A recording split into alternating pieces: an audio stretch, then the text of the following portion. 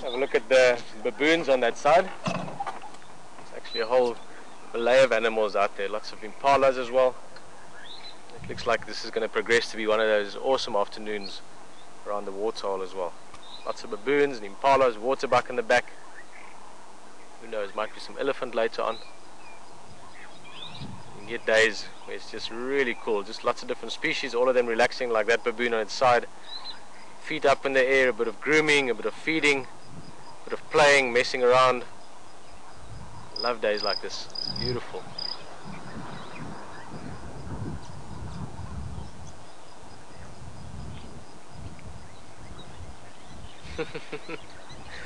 The one wants to stretch out, the other one wants to play. Well, that grooming behavior as well that we can see just to the left there. In some ways it's got similar aspects to it as playing. There's a lot of social importance to it. Give those baboons time to bond and get closer and sort of strengthen the social bonds between individuals in the group. But then obviously, just like playing, the grooming has also got very practical aspect to it. It literally gets the coat clean and gets little ticks and fleas and all kinds of insects out of the hair and maybe extra seeds. Little bits of things that the baboon that's doing the grooming can even eat. Whereas playing is obviously just fun. Same as with kids and with humans and with other animals. You can see animals enjoy it.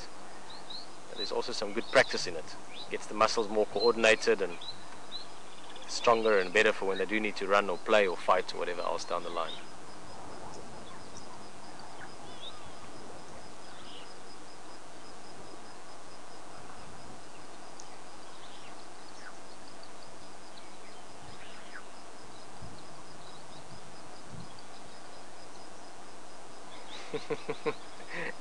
Very quick response from that impala in the background, just jumping out of shot. Now there's quite a nice sort of understanding, if you want, or look at that baboon.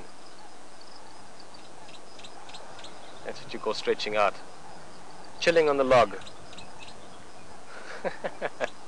Sorry, I can watch baboons for hours. But there's a nice sort of, I call it commensalism, a form of symbiosis between baboons and impalas. Waterbuck for that matter as well, but especially baboons and impalas, you quite often see them together. It's just a case of they're not really a threat to each other. You do get some places where baboons could hunt very young impala, but it's not something that's commonly seen. It's not something that's really happening or ever happens in this area. So there's no threat between these two species. They're not threatened by each other. There's a benefit. They all have very good eyesight and they all can help each other look around and be alert for potential threats. So it's beneficial to both species, even though they don't rely on it.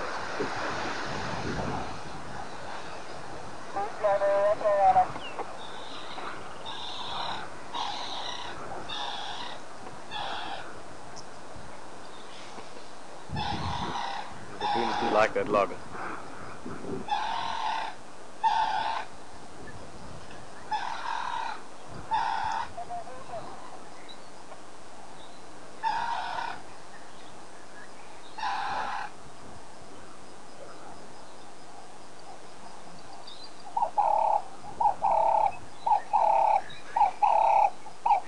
Just so comical to watch. And the one that's receiving the grooming at the moment, both front legs up against the log, sort of the perfect pose. Swing a little bit to the left, a little bit down, a little bit to the right, perfect.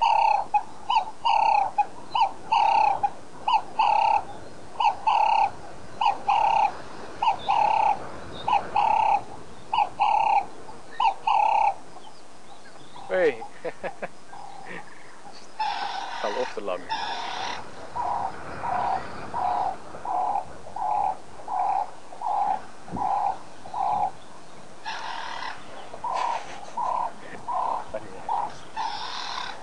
Literally can spend hours watching these guys. We're going to spend a couple of minutes more.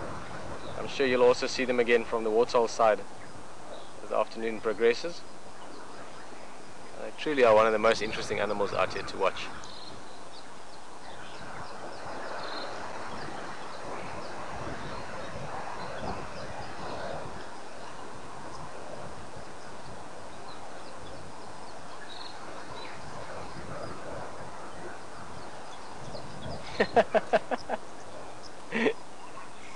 That was a small one, sorry, you probably just saw it briefly there.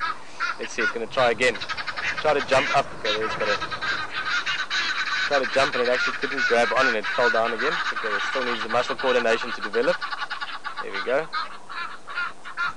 Impala's running in the background, and this little one looks like it's had a bit of alcohol in its bottle earlier. It's falling around.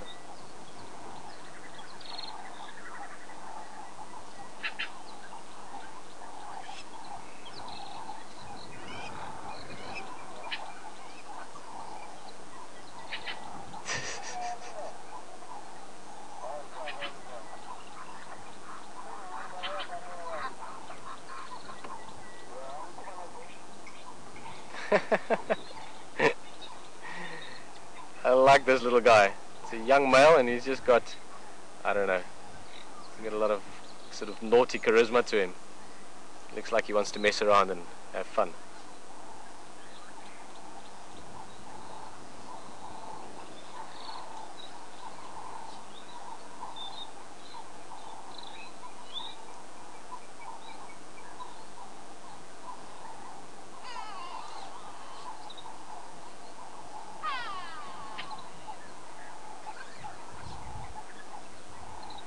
I think I'm going to have to tear myself away from these baboons. Like I said, I could spend the afternoon with them. Fantastic. There's a lot of nice energy as well out here. The waterbuck here to the right, there's a few waterbuck. Impalas are running. Oh, look at those impalas, Alex. Maybe we can still catch them. Doing a lot of strutting and bouncing around and playing around. Those are all younger impalas. It's just maybe because it's slightly cooler. It's been quite hot the last few days. Look at that. Beautiful strutting. Awesome.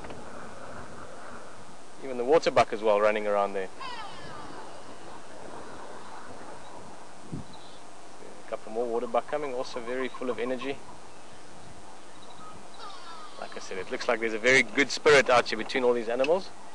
I'm sure you can enjoy more of it from the waterhole side, but we're going to go look around and see maybe we can find some elephants hopping and bouncing around.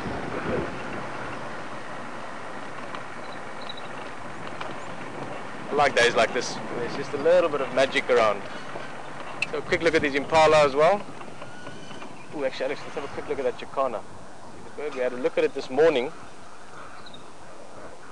Sorry, there's so much going on here. Those waterbuck are still running around with the impala as well. Looks like they also want to be young impala at the moment. We saw this bird this morning, an African jacana. I mentioned those very long toes. It's probably one of the things that's quite peculiar about it.